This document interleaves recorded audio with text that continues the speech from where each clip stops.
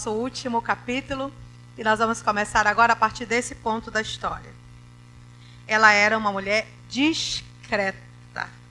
A discrição é uma característica necessária. Veja bem, observadora, generosa, grata e discreta. Ela pegou o menino, colocou dentro do quarto e tem um segredo nessa passagem. Ela fechou a porta. Me acompanhem, por favor. Ela fechou a porta. Havia um morto em sua casa e ela fechou a porta. Não mostre os mortos de sua casa para seus vizinhos. O que é que eu quero dizer com isso?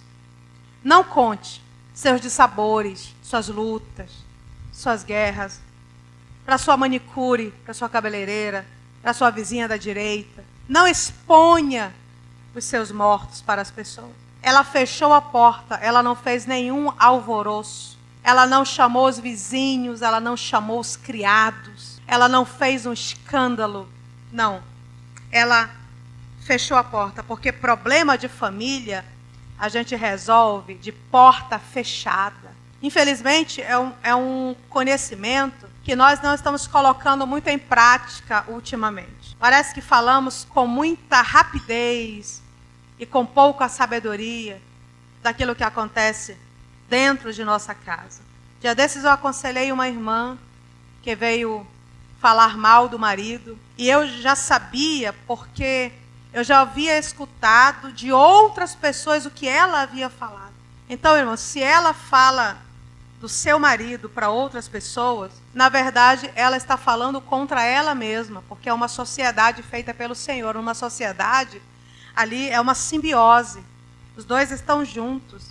Eu não falo contra a minha própria pessoa, mas se eu falo contra o meu cônjuge, ali, junto, nós estamos juntos. Então, se eu começo a falar para as pessoas dele, eu estou me expondo também, estou falando de mim também. E outra coisa, isso não gera solução, não gera resolução, não gera vitória, não gera glória para o nome de Jesus, não gera nada de bom para a nossa vida. Ou seja, o meu problema não se torna menos grave porque eu falei para mais uma pessoa. Mas mais uma pessoa ficou sabendo que eu estou passando por aquela crise dentro da minha casa. Nós não podemos expor nossos filhos, expor nosso cônjuge, expor nossos problemas dessa maneira. Feche a porta. Aquela mulher não precisava da opinião dos vizinhos, ela precisava de um milagre. Ela não precisava que alguém chegasse e dissesse: "Ih, morreu, vamos cavar a sepultura". Ela precisava de um milagre. Ela não precisava de alguém dizendo: "Olha, a culpa foi do teu marido, se não tivesse levado ele para lá, nesse sol quente". Ela não precisava. Ela precisava de um milagre. E nenhum vizinho, ninguém ali, nenhum funcionário, podia dar a ela o que ela precisava. Então ela pensou: vou deixá-lo aqui, vou fechar a porta, não vou buscar sugestão nem conselho de pessoas mais fracas do que eu. Eu vou até o profeta, porque foi ele que Deus usou para que eu engravidasse, foi ele que Deus usou para que fosse gerada em minha fé, foi ele que Deus usou para me dar a promessa. Então, é ele que eu vou procurar. Então, ela fecha a porta e vai. Irmãos, não procurem conselhos de pessoas mais fracas na fé do que você. Eu estava aconselhando uma pessoa ontem, ela estava aborrecida por uma situação, e eu dizendo assim: releve, perdoe. Aí, em algum momento da conversa, ela disse assim: a senhora sempre manda eu relevar, sempre manda eu perdoar, sempre manda eu ser mais crente. Eu disse: meu anjo, a outra opção é péssima. Se eu digo a você: não perdoe, não esqueça, vá lá e bata na cara dela, é esse conselho que você quer ouvir? Não posso. Eu preciso lhe dar um conselho bíblico. E o conselho bíblico, por mais que não lhe agrade, não agrade a sua carne, é esse.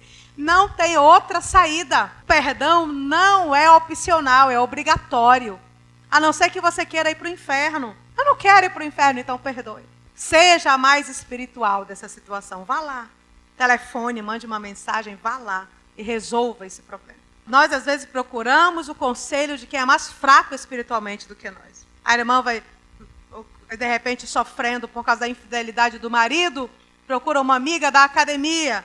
Aí a amiga diz assim, traia também, para ele ver como é bom. E aí esse conselho?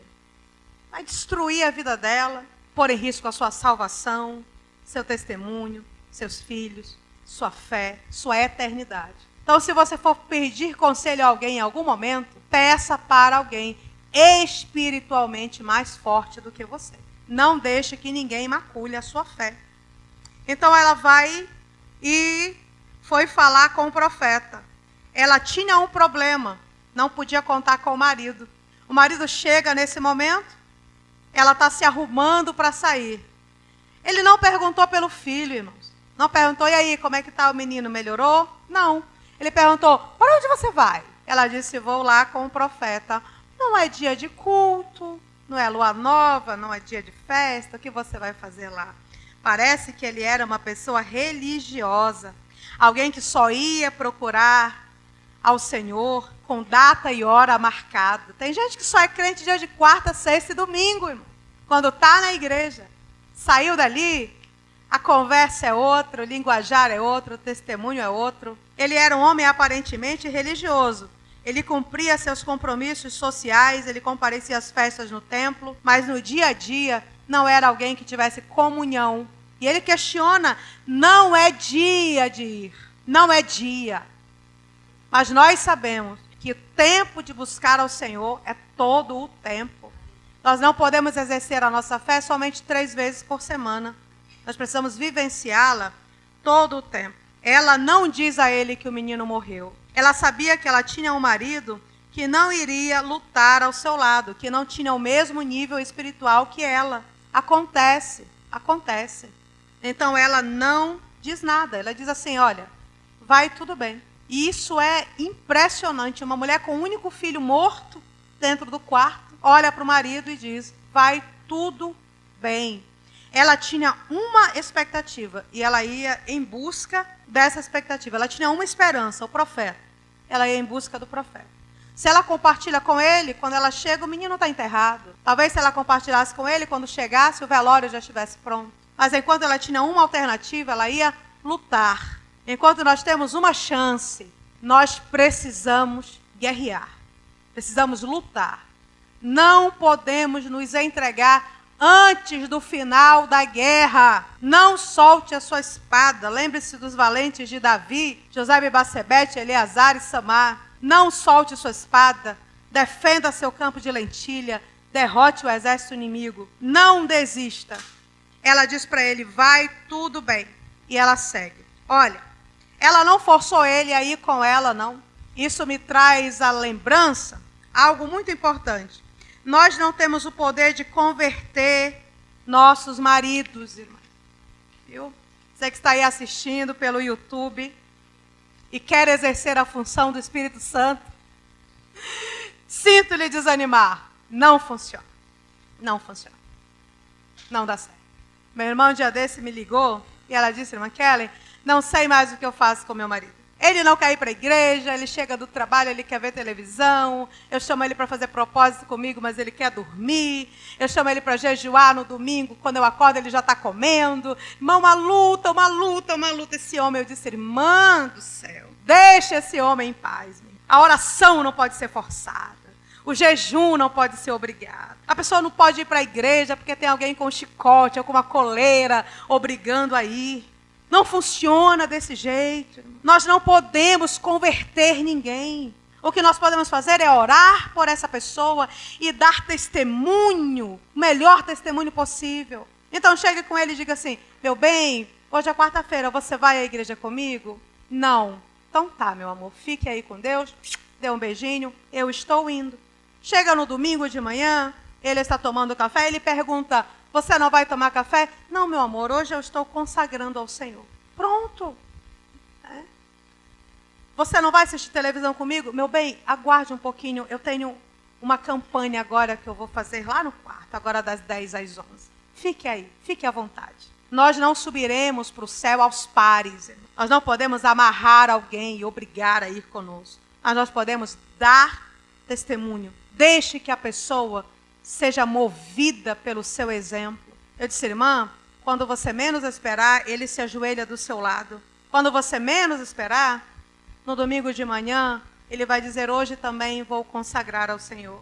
Quando você menos esperar, quando você estiver saindo do banho, ele vai estar pronto, vou à igreja com você. É assim que funciona.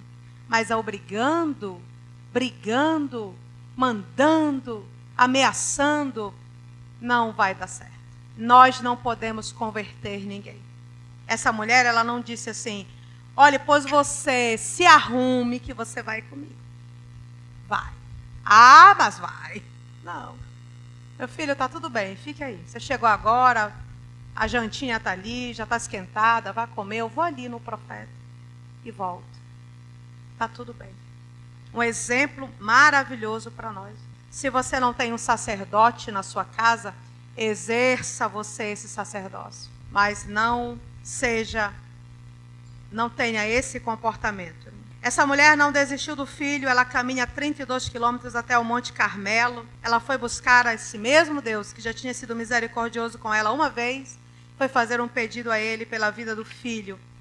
Ela escala os 527 metros, Eliseu percebe que ela está subindo, e ele manda o seu moço perguntar a ela o que ela tem, o que está acontecendo. O moço desce, pergunta para ela, ele era um aprendiz de profeta. Ela diz para ele, está tudo bem.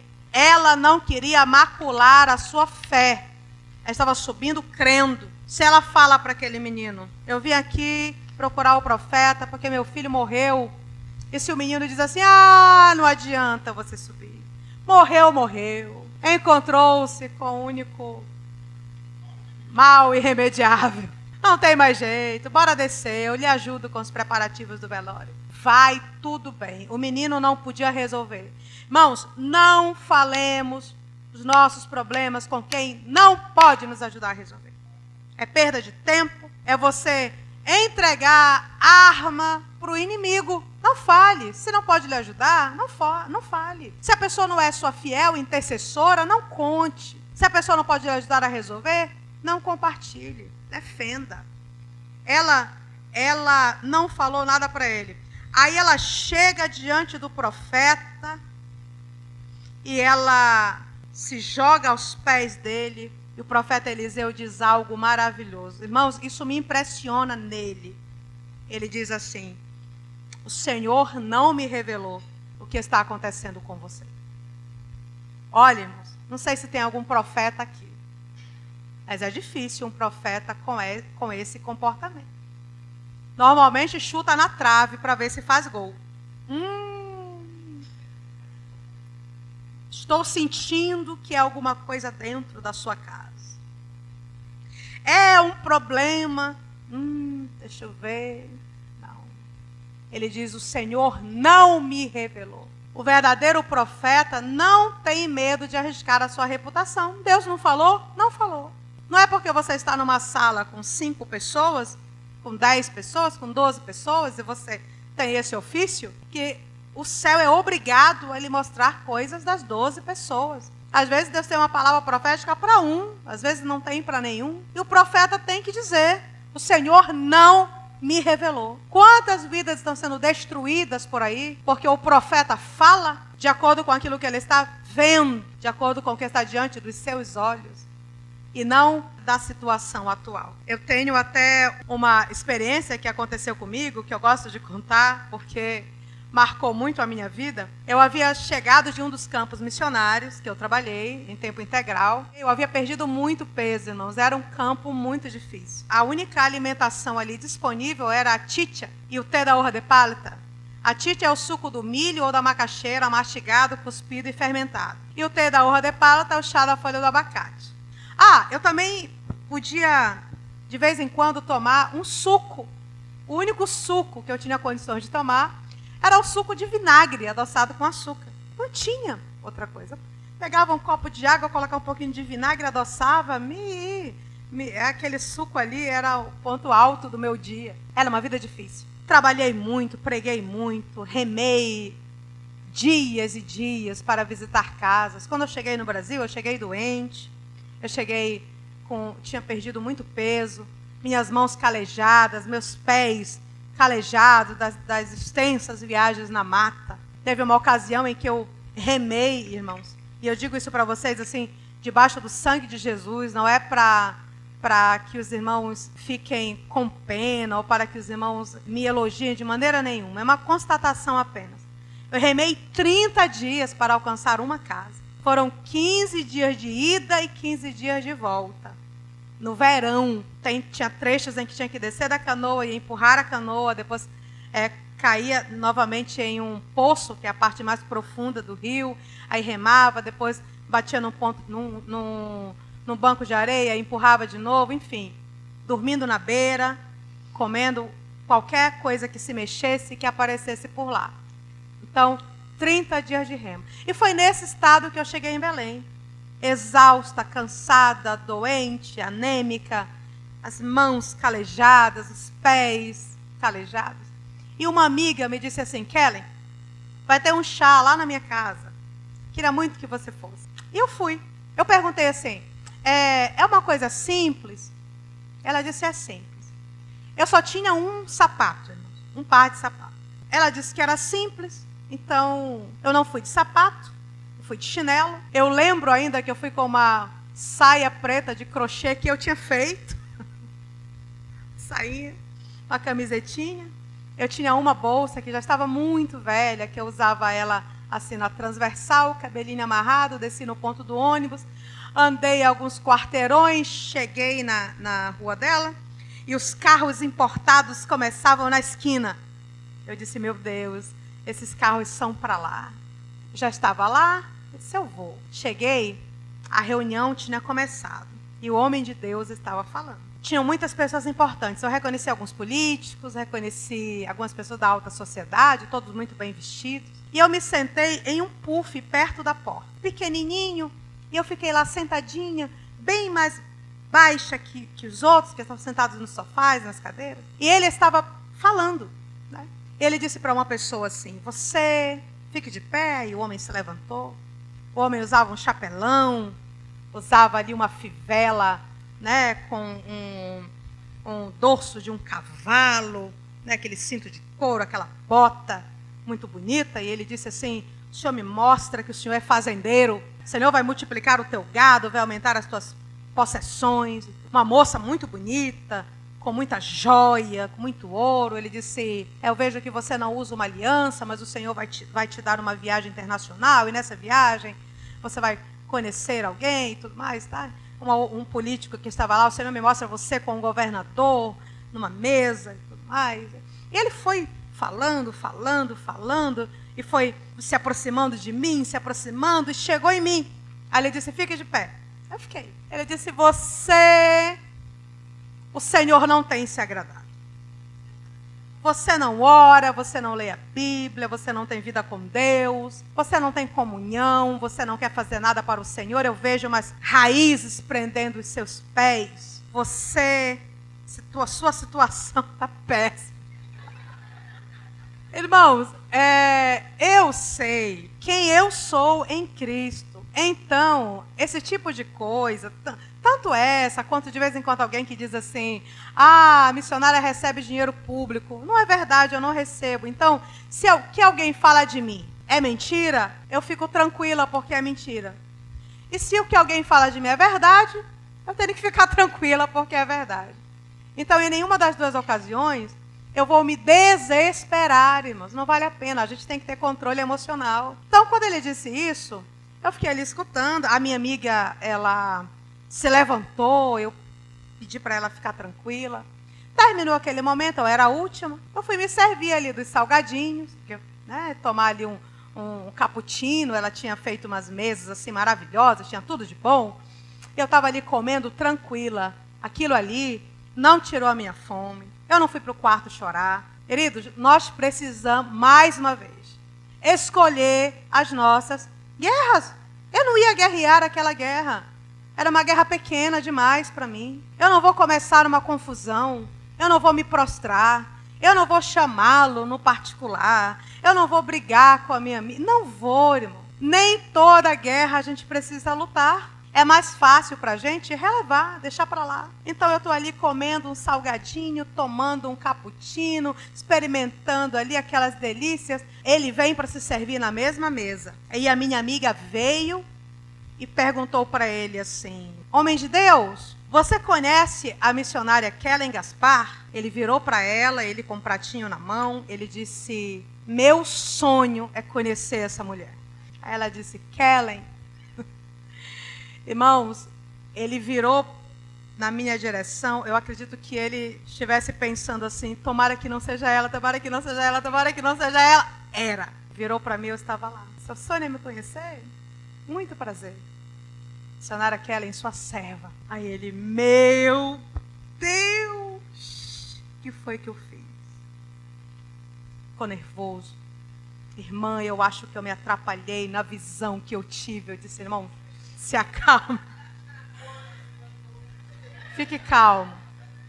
Irmão, sua profissão é difícil. É difícil. Mas deixa eu lhe dar um conselho. Seja humilde como Eliseu. Quando Deus não lhe mostrar nada, fique calado. Se alguém quiser pensar: ele não é mais aquele, né? Deixe que pense. É melhor do que alguém sair daqui destruído. Eu disse: a mim o Senhor não o ofendeu, não o entristeceu. Eu vou sair daqui tranquila como eu cheguei. Porque eu sei quem meu Deus é. E eu sei quem eu sou nele. Nós temos que colocar um guarda na nossa boca. Nós não somos animais. Nós não podemos fazer e falar o que quer, na hora que quer. Nós temos um dono. Para você ver que muitas vezes o que nós vemos não corresponde à realidade. Nós precisamos ter paciência. A outra vez eu pregando na 14 de março, na Central, e uma irmã dormiu.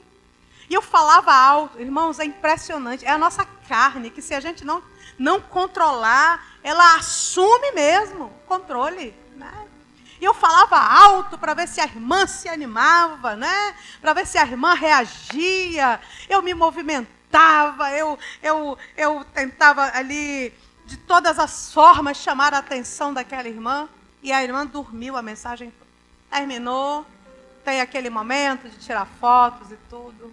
Lá vem a irmã com a filha trazendo. A filha dela disse assim: irmã Kellen, essa aqui é minha mãe. Minha mãe é doente terminal de câncer. Ela não estava mais saindo do quarto, nem levantando da cama. Mas ela é uma intercessora muito grande de seu ministério.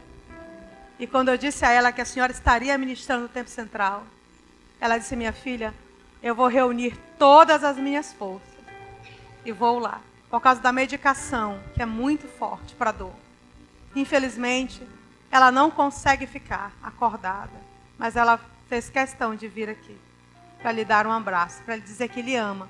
E eu abracei aquela irmã, mas chorei tanto. Pedi perdão a Deus mais uma vez. Senhor, me perdoe. E eu quero deixar essa reflexão para os irmãos.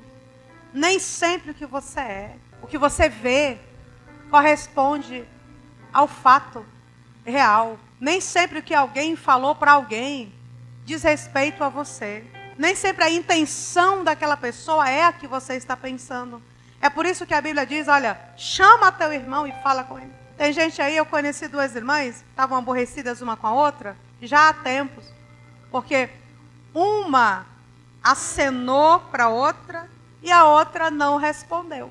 Aí a que acenou ficou com raiva. Mas a que não respondeu estava sem óculos e não enxergou a irmã acenando. Mas a irmã que acenou passou meses com essa raiz de amargura no coração e parou de falar com a outra irmã.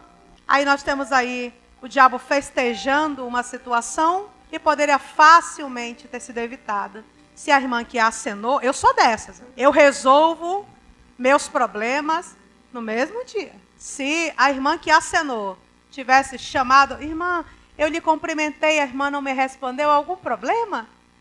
Oh, querida, eu não vi, eu estava sem óculos. Oh, querida. Pronto, resolveu, mas não. Vai ter que vir falar comigo. Acenei e não respondeu. Eu sabia. Falsa. Nós somos assim. Mas o céu não se agrada desse comportamento. Sejamos tardios nesse julgamento. Nem tudo que é parece, nem tudo que parece é. Pergunte, telefone, Vá lá, resolva. Guarde não. Jesus volta e você está com essa raiz de amargura no coração, você perde sua eternidade por causa de um problema que você não resolveu porque não teve humildade para resolver. Humildade. O Senhor não me revelou o que está acontecendo. Aí ela vai e diz para ele que o filho dela tinha morrido. Ele manda seu moço ele ir na frente e orar pelo menino. O moço foi. O moço convivia com o profeta. O moço falava como profeta, se vestia como profeta, mas não era profeta. O moço foi e não aconteceu nada. Aí ela diz para ele assim, olha, vive o Senhor, vive a tua alma, que eu não te deixarei. Você vai comigo. Você vai comigo. Essa frase, talvez ele não tivesse interessado em ir. Tanto é que ele mandou o moço no seu lugar. Mas essa frase tocou muito fundo na alma dele. Porque foi a frase que ele disse para Elias. Vive o Senhor, vive a tua alma, que eu não te deixarei. Foi a mesma frase que ele usou quando ele precisava do favor de Deus na vida dele, através da vida de Elias. Então essa frase fez com que ele tivesse empatia. Ele foi, ele desceu o monte com ela e foi até a sua casa. E eu fico pensando na luta dessa mulher, né? Irmãos, nós não podemos fazer amizade com nossos problemas, não. Não faça amizade. Não seja aquele crente Gabriela, sabe? Eu sou assim, eu nasci assim, eu sou sempre assim, vou morrer assim. Não, irmãos, a gente precisa melhorar. Eu, por exemplo, tenho consciência de todos os meus defeitos. Eu não me envaideço com nenhum elogio. Eu sei quem eu sou. Eu sei das minhas falhas. Eu não tenho vergonha de admitir os meus erros. Eu preciso estar em constante melhora. Eu preciso ser mais crente hoje do que eu fui ontem. Eu preciso vencer hoje o inimigo que me envergonhou ontem. Eu não posso me conformar. Fazer amizade com o problema é aceitar a situação, é deixar de orar. Tem gente que deixou de orar pelo filho, pela filha, pelo trabalho, pelo ministério. Desistiu, largou de mão. Ah, se Deus quiser fazer, Ele faz. Se não quiser fazer, não faz. Eu não estou mais nem aí. Não, não podemos ser assim. Nós precisamos agir de acordo com a nossa expectativa naquilo que Deus tem para fazer pela nossa vida. Enquanto tem uma esperança, eu vou lutar. Ela foi até o profeta, insistiu com o profeta, desceu com o profeta e o profeta chegou à sua casa. E ele foi e orou pelo menino. E não aconteceu nada. Irmãos, eu passei muito tempo nessa passagem aqui para compartilhar com vocês agora um segredo que eu acho que foi, não sei se alguém já mencionou isso, ministrando sobre esse assunto. Mas foi algo que eu recebi do céu. Se for heresia, me corrija aí, viu, teólogo? Olha só, 2 Reis 4:35 diz que o profeta desceu do quarto onde o menino estava e passeou por toda aquela casa. Foi esse o segredo que o céu me deu. Talvez antes o profeta subisse pela escadinha e ficasse só no quarto dele. Mas foi preciso um morto na casa para o profeta ter liberdade de andar por toda a casa, de passar por todos os cômodos. Às vezes é preciso um morto dentro de casa para que Cristo possa entrar em todos os cômodos. Enquanto está tudo bem, nós dizemos assim, só na sala, meu quarto não. Só na cozinha, na sala não. Meu computador não. Meu celular não. Minha conversa com minha amiga não. Aqui não. Mas quando há um morto em casa, nós fazemos uma campanha dentro de casa.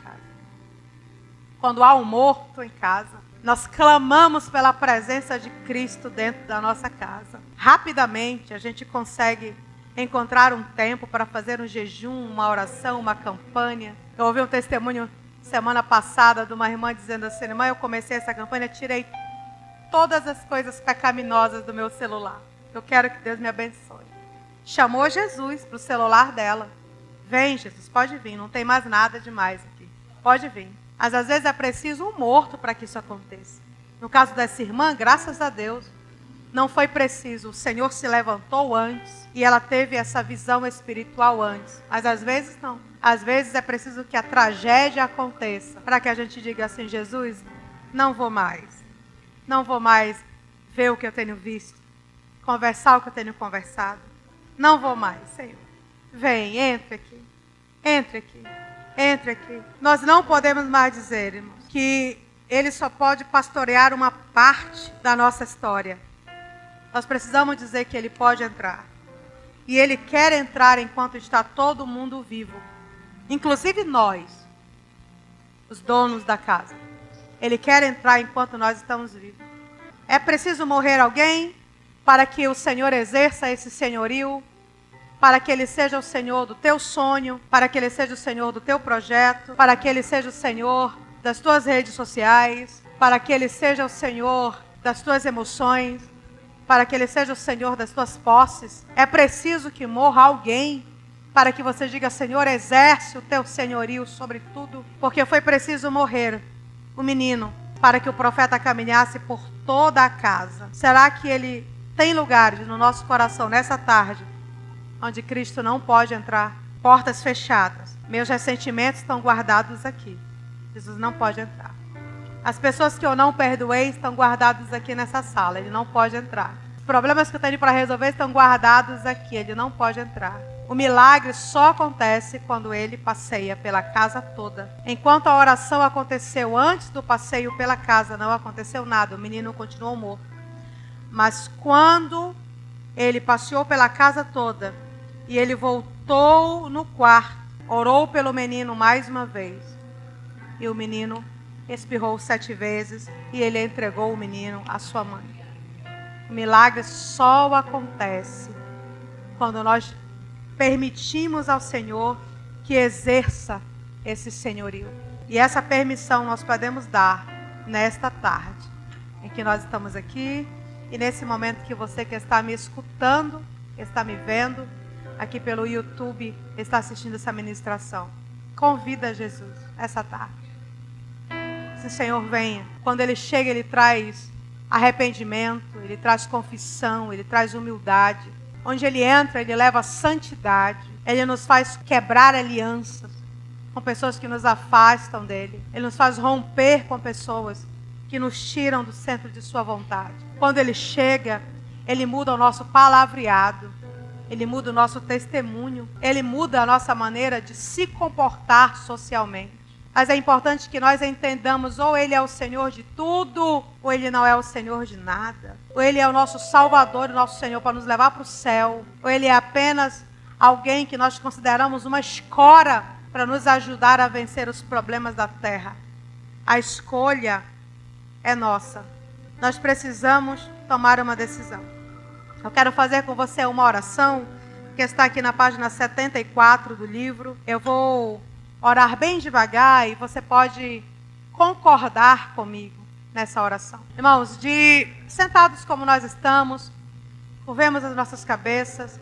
Você pode repetir essa oração mentalmente comigo, ou você pode lê-la na página 74, ou você pode simplesmente concordar com ela. Mas faça para que realmente o Senhor Ele possa exercer na sua vida esse poderio que vai mudar toda a tua história. Vamos orar ao Senhor. Jesus, a partir de hoje, eu vou ser uma pessoa generosa. Eu vou prestar atenção na necessidade dos meus irmãos. A partir dessa ministração, eu não vou mais reclamar, Senhor, do meu carro, da minha casa, da minha moto, do meu marido, das minhas roupas.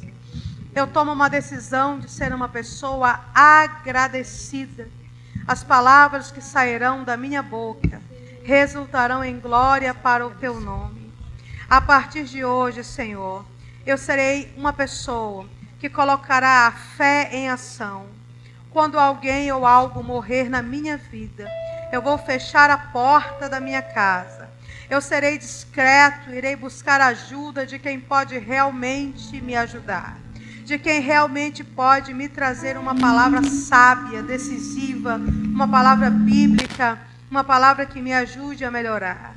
Senhor, eu te convido a passear por todos os compartimentos secretos do meu coração a partir de hoje. Descubra tudo o que há nele, Senhor, e que eu escondo de mim mesmo, ou não compartilho com os que convivem comigo.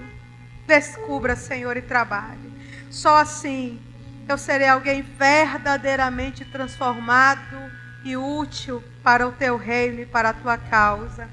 Que eu possa aprender com a mulher sunamita a ser um cristão observador.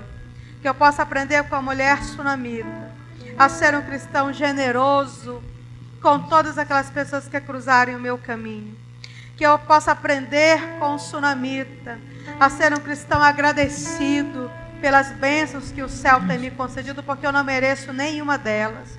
Que eu possa aprender com ela a ser uma pessoa discreta, Senhor, com os meus problemas e com os problemas dos outros. Me ajude a não quebrar a confiança dos meus irmãos. Me ajude, Senhor, a ser como o profeta Eliseu, que exerceu a sua fé e abençoou aquela mulher. Me ajude a ser como ele, Senhor, quando ele não tentou adivinhar o que estava acontecendo, mas teve humildade de dizer: o Senhor não me revelou. Dê, Senhor, a nós esse desejo de servir, de prestar um socorro a alguém que está em uma situação de desesperança. Nos dê, Senhor, visão espiritual, para quando o milagre não acontecer, a gente possa entender os caminhos que o Senhor quer que a gente percorra para que o milagre aconteça. Sabedoria espiritual, maturidade espiritual, Senhor, e que quando a vitória chegar, Senhor, quando o milagre acontecer, que nós possamos glorificar ao teu nome, Senhor, honrar a ti, porque tu és, Senhor amado, aquele que nos dá aquilo que nós precisamos. Tu és a fonte do nosso milagre. Tu és a fonte das nossas vitórias. Toda boa dádiva e todo dom perfeito vem de ti, Senhor. Senhor, nos ajude a viver como Martinho Lutero disse certa vez. Que possamos viver como se o Senhor tivesse morrido ontem, ressuscitado hoje e já fosse voltar amanhã. Senhor, aqueles que têm dívidas nessa tarde, nessa manhã ou nessa noite que está assistindo essa palestra, Senhor. Se essa dívida envolve uma outra pessoa, que tenhamos coragem, força, humildade de pegar o telefone, telefonar e dizer: me perdoe. Eu quero tirar isso do meu coração e quero que você fique livre também, porque o céu é logo ali. E nós não sabemos o momento, o dia nem a hora em que nós seremos chamados. E não pode ter no nosso coração nenhuma raiz de amargura. Nós não podemos ter, Senhor, mortos escondidos dentro de nossa alma. Senhor, nos ajude a sermos os mais espirituais de nossos relacionamentos. Nos ajude a não pelejar todas as guerras, Senhor. Nos ajude a simplesmente relevar, meu Pai. Nos dar essa unção da relevância, meu Pai. Aprender a relevar aquelas pequenas coisas que as pessoas fazem contra nós. Nos ajude a entender que nós não precisamos nos defender de tudo. Não precisamos guerrear tudo. Não precisamos lutar, Senhor, todas as guerras. Porque nós temos um advogado, nós temos um juiz, nós temos um pai, nós temos um Senhor, nós temos um dono. E esse dono reina sobre tudo. Esse dono rege o céu, a terra e o mar. E rege a nossa vida, rege a nossa história. Senhor, peleja por nós. Guerreia por nós. Senhor, traga uma unção de paz ao nosso coração. Que tenhamos paz, se possível, como diz a tua palavra, com todos os homens. No que depender de nós, Senhor. Que possamos ser pessoas pacificadoras, abençoadoras, generosas. Que ao cruzarem conosco, as pessoas se afastem sentindo que encontraram-se contigo, Senhor, porque és tu que reina em nossa vida, em nossa história. Que as pessoas saiam da nossa presença se sentindo mais satisfeitos, porque estiveram na presença de um servo do Senhor. Dai-nos, Senhor, uma tarde de bênção, de paz, de vitória. Dai-nos uma semana, Senhor, de vitórias conquistadas no Calvário, uma semana de aprendizado, uma semana de glória para o Teu nome e de vergonha para nosso adversário. Que as expectativas do inferno sejam frustradas. Quando o inferno pensar assim, agora ele grita, agora ele quebra, agora ele bate. Que nós possamos reagir de maneira mansa e humilde. Quando o inferno pensar, agora ela acaba com tudo, agora ela destrói com tudo. Que nós possamos frustrar essa expectativa, dizendo: Senhor, essa batalha não é minha, essa batalha é tua, Senhor. Eu escolho viver em paz. Senhor, eis aqui a nossa vida, eis aqui a nossa casa, eis aqui o nosso coração, eis aqui tudo que temos e somos. Que possamos viver a nossa vida assim, com gratidão e generosidade. Esse é o nosso pedido, em nome de Jesus.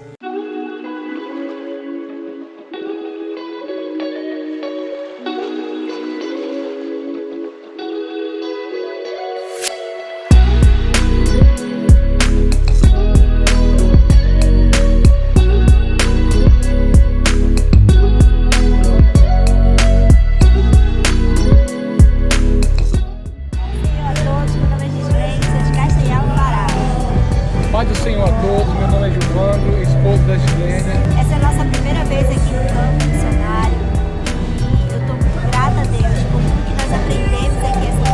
Foi uma manhã maravilhosa, foi tão edificante, estamos saindo aqui renovados por tudo que nós ouvimos e aprendemos dessa mulher de Deus, dessas pessoas que nos recepcionaram tão bem aqui nesse lugar e que só dá vontade de voltar aqui mais vezes para aprender juntos, compartilhar e ter esse momento de comunhão que foi muito proveitoso. Amém, glória a Deus. Da mesma forma também, sou muito grato pela primeira vez estar aqui conhecendo o Instituto Kelly Gaspar.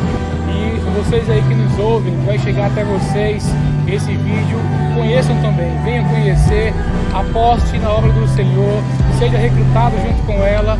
E a gratidão, o maior pagamento vocês vão receber no reino de Deus. Meu nome é André, eu sou de Ananindeua e eu estou aqui para o primeiro café com a missionária Kelly Gaspar e eu quero dizer que foi tremendo. Para mim foi uma resposta de oração, foi um presente de Deus, eu me senti honrada, me alimentei duplamente e o meu coração está cheio de alegria, cheio de generosidade.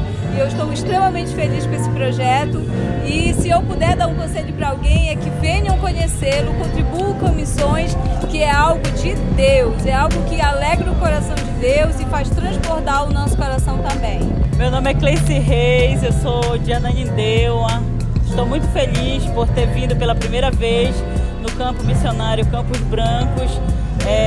São coisas do céu que aconteceram hoje aqui. Tá? Ame missões, faça missões, contribua com missões, seja um abençoador para a obra de Deus. E como diz a nossa missionária, comece que Deus começará junto também. Meu nome é Naede, eu sou ali de Castanhal. Para mim foi uma experiência muito linda que eu tive hoje. Só conhecia de ouvir falar, mas hoje o Senhor me permitiu vir até aqui, né, viver um pouco, né, do que os missionários estão passando aqui no campo, aprendendo para levar essa experiência para outras pessoas, né? Que o Senhor continue abençoando essa obra, que abençoe a vida da missionária Kelly Gaspar, que Deus possa mover corações em prol dessa obra. E é um presente que eu estou levando hoje, mais uma experiência para a minha vida, né, de serva aqui na terra, né?